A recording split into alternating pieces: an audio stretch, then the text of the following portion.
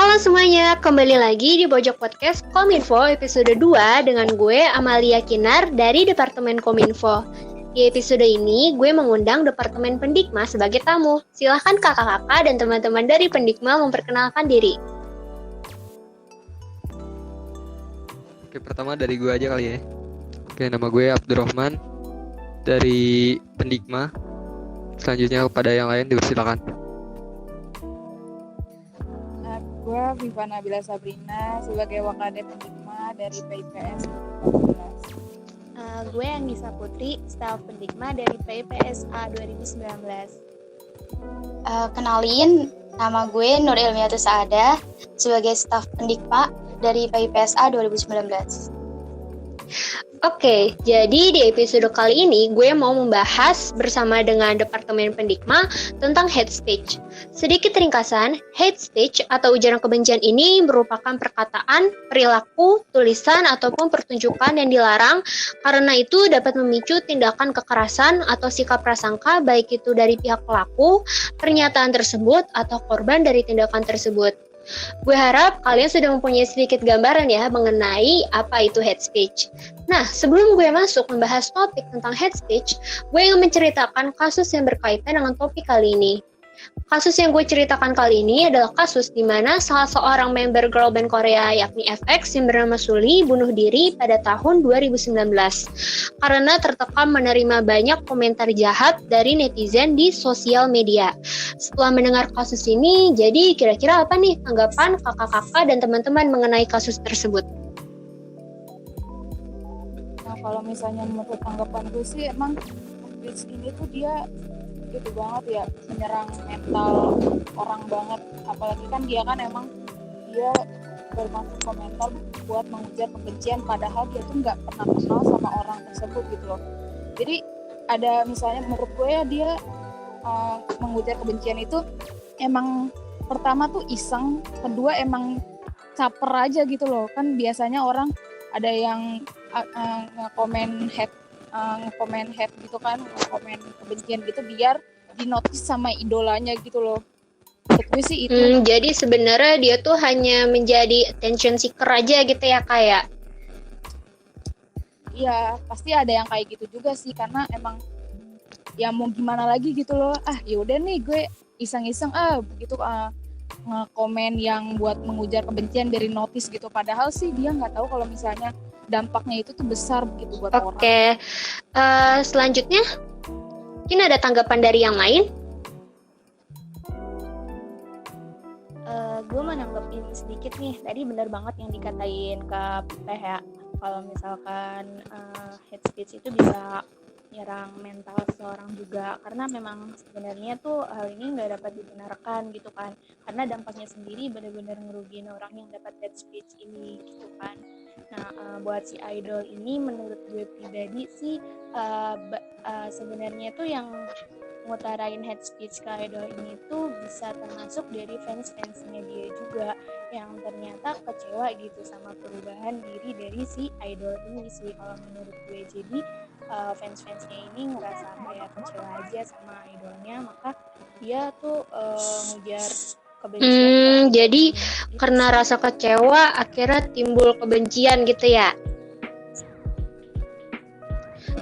Sebenarnya kita tuh nggak bisa menampik kalau kita tuh sering banget nih ngelihat hate speech baik itu di lingkungan sosial ataupun di sosial media.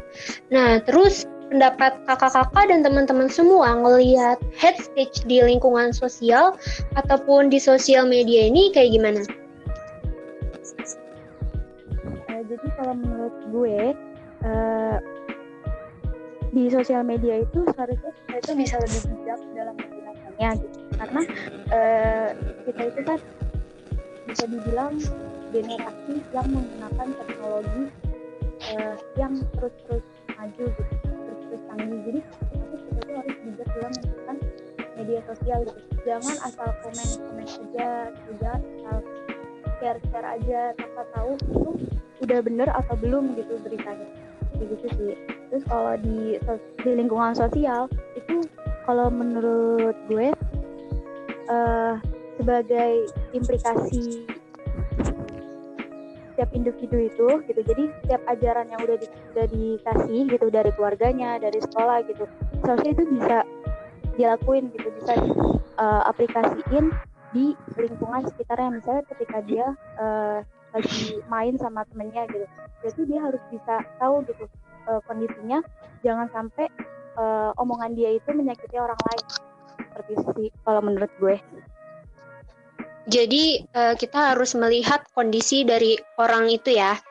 Iya, harus tahu kondisinya, jangan asal ngomong aja. Kayak gitu sih kamu. Oke, terus ada tanggapan yang lain dari kakak-kakak dan teman-teman? Mungkin hate speech ini terjadi karena ada inian ya, karena ada sebab dan akibatnya gitu. Nah, sebabnya itu kan mungkin karena kesalahan yang disengaja gitu dari seseorang yang apa ya istilahnya, jadi korban gitu, yang nggak bisa dimaafin sama si pelaku gitu. Jadi kalau misalkan dia lakuin sesuatu nih, terus ada suatu kesalahan, akhirnya dia benci banget gitu. Nah, terus yang kedua itu ya emang ada hal-hal yang tidak disukai dari si korban ini. Misalkan dari sukunya, dari agamanya, atau dari rasnya, dari warna kulitnya, dari etnis atau gender, atau bahkan dari kekurangannya dia. Nah, ini mungkin yang kasus yang tadi itu mungkin karena ada kekurangan atau ada tingkah lakunya yang kurang dari yang yang kurang disenangi gitu sama fansnya. Jadi dari kekurangan-kekurangan seperti itu bisa menimbulkan hate speech juga ya Kak ya? Iya. Oke, jadi setelah kita ngelihat sisi hate speech baik itu di lingkungan sosial ataupun di sosial media, kira-kira ada upaya apa sih yang dapat kita lakukan dalam menangani hate speech di zaman ini? Karena kadang orang suka salah mengartikan bahwa hate speech itu dibilang sebagai freedom speech, padahal itu adalah dua hal yang berbeda.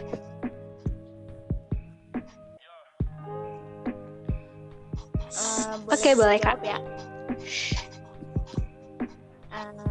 Kalau menurut gue sendiri, cara-cara kita buat menghindarkan hate speech gitu ya, yang pertama tuh harus sadar sih tanggung jawab kita itu gimana dan hak kebebasan berpendapat itu gimana.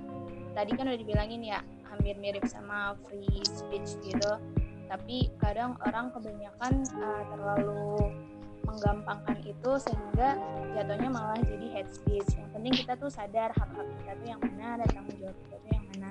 Yang kedua tuh selalu hati-hati sih, hati-hati dalam penggunaan media sosial, hati-hati dalam mengutarakan opini juga.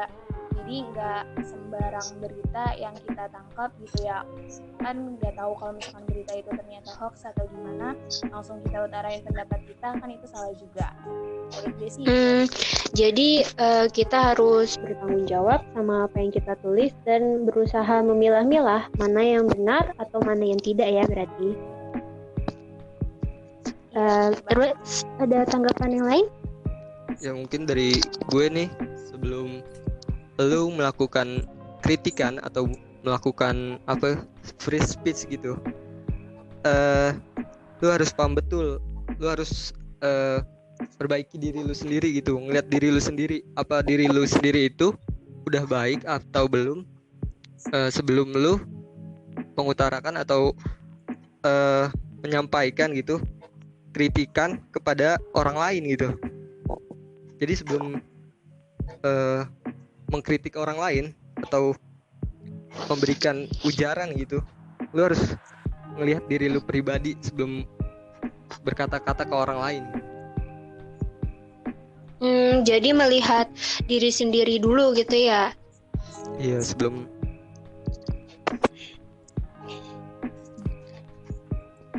Oke, jadi. Gue boleh nambahin sedikit gak? Oh iya, boleh. Oke, gue boleh nambahin sedikit. Iya, boleh.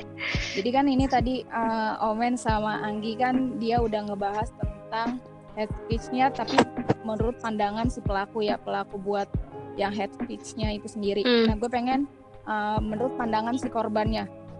Sebenarnya emang kita emang hidup kan pasti ada aja gitu yang gak suka. Kalau misalnya daripada buat ngebebanin pikiran lo sendiri, lebih baik tuh kita self love aja gitu loh. Kalau misalnya lo udah keberatan nih orang ngekomentarin tuh yang jelek-jelek gitu kan, lo bisa aja di sosial media lo tuh di turn off aja commentingnya, biar orang-orang tuh nggak ngekomen hidup lo gitu loh. Jadi biar hidup kita juga terjaga gitulah dari hate speech itu sendiri. Itu aja sih yang pengen gue tambahin. Oke, terima kasih banyak buat Kak Viva atas tambahannya. Jadi pembahasan kita mengenai hate speech ini sangat menarik ya. Gue harap kita sebagai manusia itu dapat mengerti mengenai bahayanya hate speech ini sendiri. Terima kasih kepada Departemen Pendikma telah hadir mengisi pojok podcast Kominfo. Jadi sebagai host di episode kali ini, sebelum izin undur diri, gue meminta maaf apabila ada kekurangan ataupun salah kata. Dan tetap nantikan episode pojok podcast Kominfo selanjutnya. Dadah! Dadah. Dadah! Dadah.